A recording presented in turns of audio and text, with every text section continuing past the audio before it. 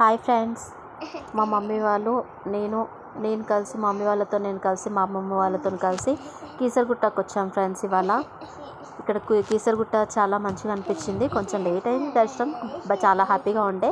మా అత్త అందరం కలిసి వచ్చాము. ఇక్కడ కోతులు చూడండి ఫ్రెండ్స్, ఎంత ఎంజాయ్ చేస్తారో. చిన్నపిల్లలను తీసుకొని వస్తే చాలా ఎంజాయ్ చేస్తారు. అందరు కలిసి చాలా బాగా ఎంజాయ్ అవుతుంది.